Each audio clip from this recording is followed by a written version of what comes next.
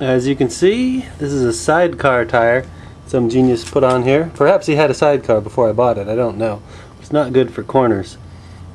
So this will be the Royal Enfield tire change. Got the bike on the center stand on a 2x4 to give it a little space under the rear wheel so that we'll be able to pull it off. The manual says you can get the wheel off without taking the chain and sprocket off, that they're separate. So we're about to find out how that works. Alright, removing the rear wheel is pretty simple. All you got to do, remove one cotter pin and one nut. Now you'll see there's another nut on here that you might think is a lock nut. You leave that one alone. That holds the sprocket and the brake apparatus onto the bike. And then once you've got this nut taken out, you pull the axle out, remove the washers, tip the bike over and slide the wheel out. Super simple. The only trick with removing the bolts is if you're turning towards the front of the motorcycle, be careful you don't rock it off the center stand and make the bike fall over on you. Okay, nuts off, rubber mallet time. Well, that was too easy. So I just pull it out from the other side and try to wrangle the wheel out. This should be either very impressive or a wacky me hurting myself video. We'll see. Alright, the book says pull the pin out, tilt the bike to the side, and then slide the wheel out. And that the chain and sprockets are actually going to stay connected to the motorcycle. And the wheel is connected to them by these rubber biscuits. So we're about to find out what's in there.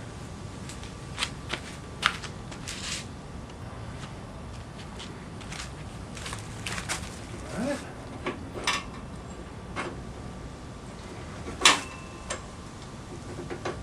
I think I'm going to protect the muffler with something so that I don't scratch it all up here. Alright, old shirt protecting the muffler. Got to make sure that this thing goes back on when we put the wheel back together, and that this spacer also goes back where it belongs.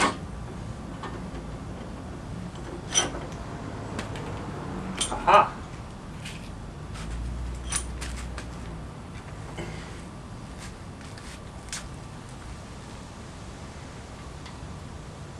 Okay, so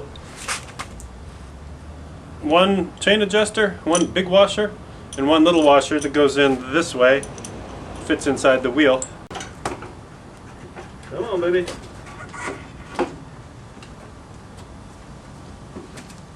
Alright, there she is. Now,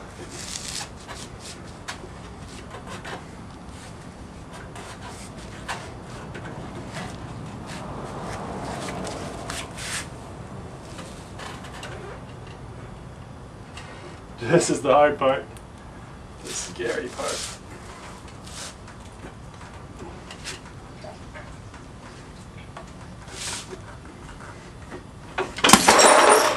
Ouch!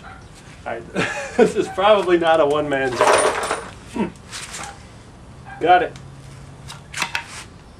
Alright, close-up of the wheel. You see these little, this is all rubber. And there's metal squares that fit into, rectangles that fit into this rubber. You can see right here on the drive chain. Alright, changing a tire. The technique I've found that works is you use duct tape to protect your rim so that you don't scratch it all up. I start at a 90-degree angle from my valve right here, protect it with the duct tape. And this part is important. I want to step on this bead to force it down to the middle, because the wheel is deeper in the middle than it is on the outside. So if you step on it down, it'll have more slack in the bead.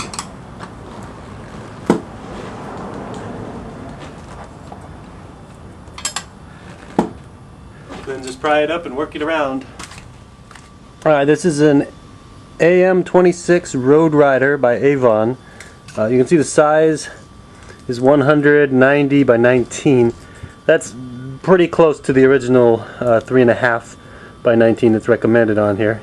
And this one is a rear tire. It could also be used as a front tire. And when you put it on, you want to make sure that you've got it rotating the right way. Right there on the side of the tire, you'll see wheel rotation goes that way for the back, and it turns the opposite way if you're using it as a front tire. I decided to go with the double tough extra heavy duty inner tube.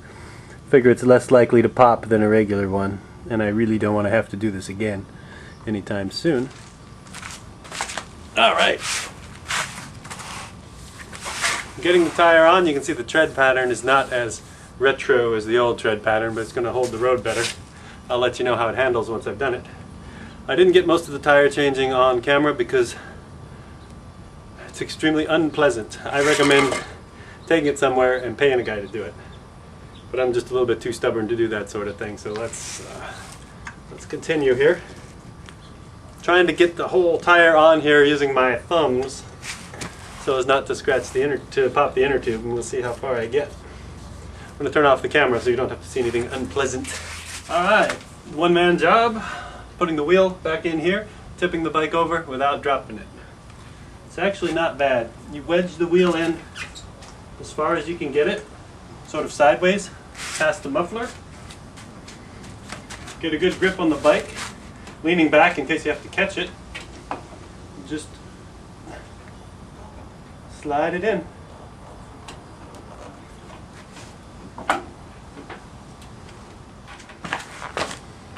Alright, and don't forget this piece goes right in here inside the wheel, and then you put the big washer right on the outside of it.